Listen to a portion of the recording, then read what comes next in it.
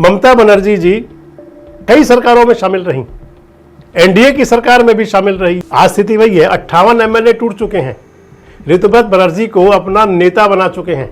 हालांकि ऋतुव्रत बनर्जी कहने के लिए तो कह रहे हैं कि ममता हमारी नेता है, लेकिन ममता से सारी ममता जो ममता उन पर कभी दुलारती थी वो सब इस समय गुस्से में है। एक वीडियो वो भी वायरल था, आपने देखा होगा, यूसुफ पठान ने सामने आकर के बाद में कहा कि मुझसे ममता दीदी ने नहीं कहा इस्तीफा देने के लिए। कि पिछले कई समय से एक न्यूज बहुत ही वायरल हो रहा है कि ममता बनर्जी ने यूसुफ पठान से कहा कि बहरामपुर लोकसभा से उनके एमपी पद से रिजाइन कर दे ताकि वो लोकसभा इलेक्शन लड़ सके वहां से।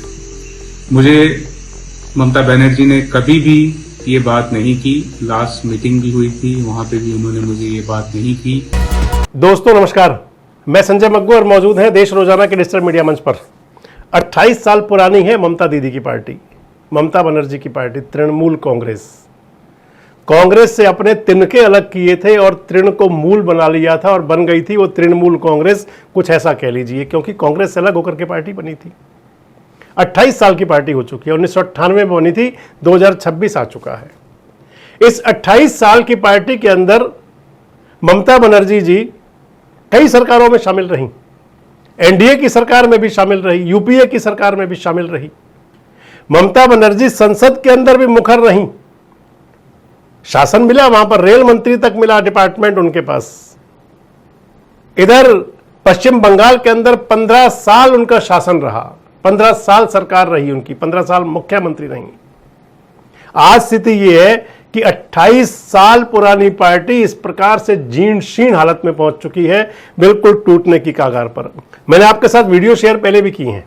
एक मैंने वीडियो शेयर किया था कि टूट जाएगी ममता की पार्टी, 50 से ज्यादा एमएलए और 20 सांसद टूट सकते हैं। आप इस वीडियो को जरूर देखिएगा। आज स्थिति वही है, 58 एमएलए टूट चुके हैं, ऋतुव्रत बनर्जी को अपना नेता बना चुके हैं। हालांकि ऋतुव्रत बनर्जी कहने के लिए तो कह रहे हैं कि ममता हमारी नेता है, लेकिन ममता से सारी ममता जो ममता उन पर कभी दुलारती थी वो सब इस समय गुस्से में है। कोई ममता को सीधे टारगेट कर रहे हैं दीदी को, तो कोई भतीजे के जरिए दीदी को टारगेट कर रहे हैं। 58 एमएलए टूट चुके, मैंने बताया आपको। आज 21 ने चिट्ठी दी है अपनी, 21 सांसद एक राज्यसभा के। दरअसल 28 सांसद हैं लोकसभा के अंदर ममता बनर्जी के पास और 13 राज्यसभा के सदस्य हैं। सुब्रतो ने इस्तीफा दे दिया है आज राज्यसभा से, एक सदस्य ने, और राज्यसभा के सभापति ने तुरंत इस्तीफा उनका स्वीकार भी कर लिया, यानी कि पश्चिम बंगाल में एक राज्यसभा की सीट खाली हो गई है।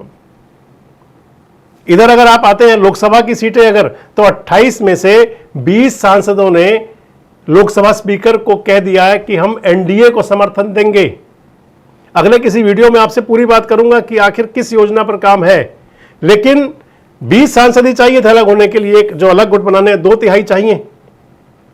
अगर आप इसे कहें पश्चिम बंगाल में जो चल रहा है, मैंने एक वीडियो और शेयर किया था आपके साथ कि ममता बनर्जी के पास केवल एक चारा है कि अपनी तृणमूल कांग्रेस को वो विलय कर ले कांग्रेस पार्टी में, तो जो 20 सांसद गए हैं ना जा सकते उस समय।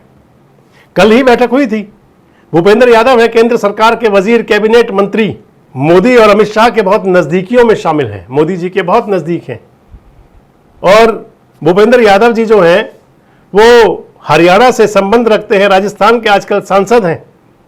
भूपेंद्र यादव के निवास पर ही बैठक हुई थी। काकोली घोष तो पहले कह चुकी थी। अब जो सभी सांसदों ने कहा है, उनका जो कहना है, जो 15-15, 20-20 साल से ममता जी के साथ थे, वो कह रहे हैं कि ममता की ममता कभी थी ही नहीं। लिख रहे हैं कि अपने बयान जो जारी कर रहे हैं, जो कह रहे हैं सोशल मीडिया में, वो सभी कह रहे हैं कि ममता दीदी तो पूरी तरह से अराजक थी, ममता दीदी तानाशाही करती थी, उनके लिए केवल भतीजा था, सब कुछ यही बात चल रही है बस सिर्फ। अब ममता दीदी के पास में 8 सांसद बच जाएंगे, पार्टी टूटने की तरफ पूरी तरह से अग्रसर है। लेकिन इधर ममता दीदी आज कह रही थी कि वो इंडिया अलायंस को मजबूत करेंगे। एक वीडियो वो भी वायरल था, आपने देखा होगा, यूसुफ पठान ने सामने आकर के बाद में कहा कि मुझसे ममता दीदी ने नहीं कहा इस्तीफा देने के लिए। कि पिछले कई समय से एक न्यूज बहुत ही वायरल हो रहा है कि ममता बनर्जी ने यूसुफ पठान से कहा कि बहरामपुर लोकसभा से उनके एमपी पद से रिजाइन कर दे ताकि वो लोकसभा इलेक्शन लड़ सके वहां से। मुझे ममता बनर्जी ने कभी भी ये बात नहीं की, लास्ट मीटिंग भी हुई थी वहां पे भी उन्होंने मुझे ये बात नहीं की, और ना उन्होंने किसी ऑफिशियल पार्टी के किसी लीडर से ये बात कहलवाई। ये बात सरासर गलत है और मुझे दुख होता है कि ऐसी कोई भी ऑफिशियल न्यूज नहीं है, उसके बावजूद सोशल मीडिया पे और सभी मीडिया हाउस पे ये न्यूज पर बातें हो रही है और डिबेट हो रही है।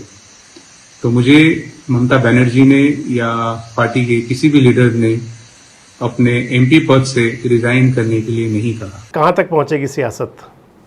क्या ममता बनर्जी का वजूद खत्म होने की तरफ है? क्या तृणमूल कांग्रेस टूट जाएगी? और क्या पश्चिम बंगाल के अंदर जो आज तक चलता रहा, क्योंकि जो जो सत्ता में रहा बाद में सत्ता से हटा तो फिर वो टूट करके बिखर गया, बिल्कुल तिनकों की तरह।